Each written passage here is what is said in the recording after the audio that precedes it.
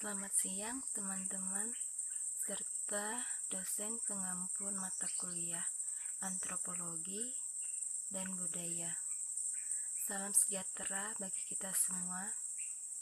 Adir kata lino baik curamin kak surga basengat kak jebata. Harus. Dalam kesempatan kali ini saya akan menjelaskan tentang bagaimana sistem bercocok tanam pada suku Dayak Iban. Baik, kita langsung saja. Pertama kita mengenal tentang suku Dayak Iban.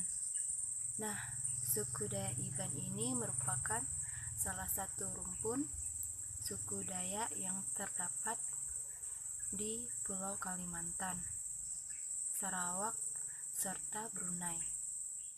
Mengikuti sejarah pembentukan dan pengembangan budaya sosial Dayak Iban ini terjadi semasa di Tampun Juah sebelum terpecah kepada beberapa subsuku yang ada pada masa sekarang.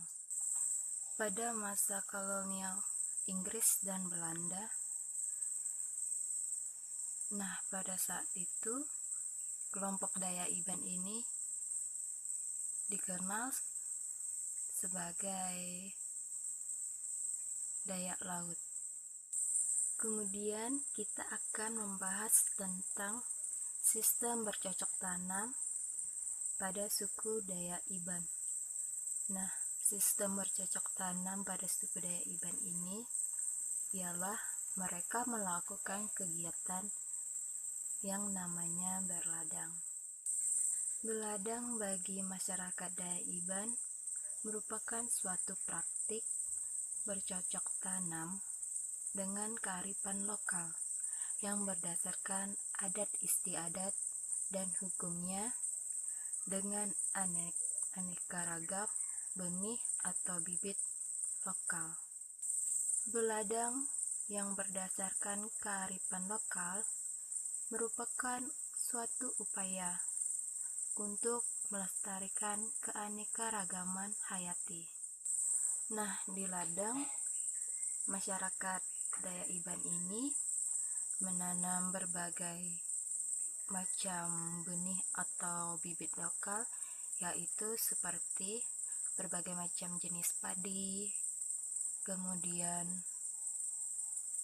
bentimun, kemudian labu, serta sayuran-sayuran lainnya. Pada saat masyarakat Dayak Iban melakukan kegiatan berladang, mereka menggunakan sistem, yaitu sistem tebas, tebang, dan bakar. Yang dimaksud dengan sistem tebas, tebang, dan bakar itu yaitu misalkan ada satu masyarakat Dayak Iban itu memiliki suatu tanah. Tanah tersebut mereka belum sama sekali mengelolanya.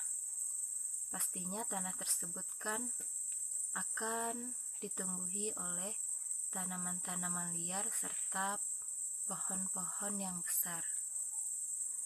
Jika mereka ingin melakukan suatu kegiatan berladang, mereka pastinya harus menebas tanaman liar tersebut terlebih dahulu.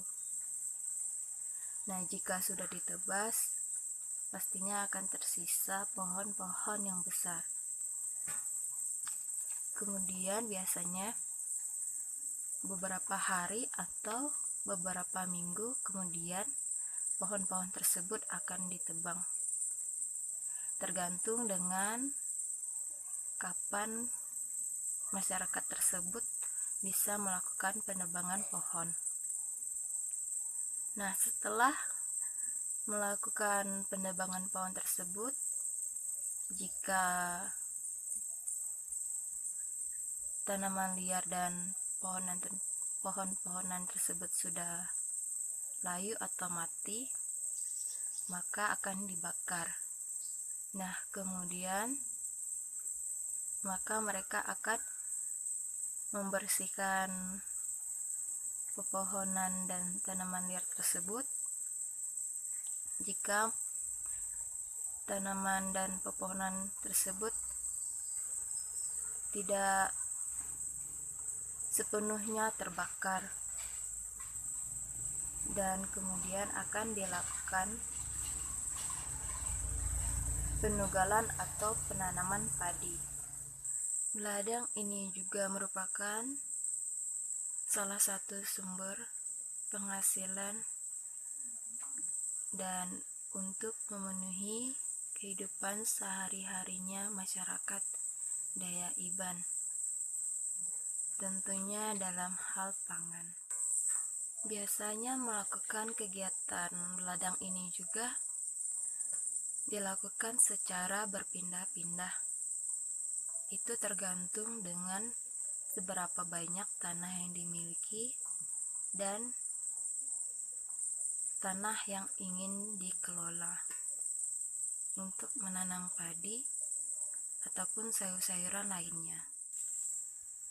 Ketika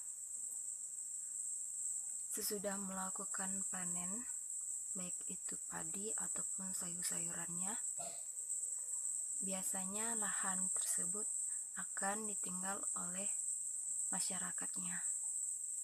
Oleh karena itu, ladang ini dilakukan dalam 1 tahun sekali, dengan tujuan yaitu untuk mengembalikan kesuburan tanah serta memulihkan vegetasi hutan. Kegiatan meladang ini juga merupakan praktik pertanian asli dari masyarakat Dayak Iban yang merupakan suatu pekerjaan yang rumit dan sangat berat untuk dilakukan. Nah, berikut ini merupakan beberapa gambar masyarakat desa pada saat menugal untuk menanam padi di ladang. Baik, sekian penjelasan tentang sistem bercocok tanam pada suku Dayak Iban. Jika di dalam video ini ada kesalahan, baik itu di dalam tutur kata serta pengucapannya, mohon dimaafkan. Dan selamat siang. Adil Katalino Bacuramin Kak Saruga Basengat Kak Jubata. Harus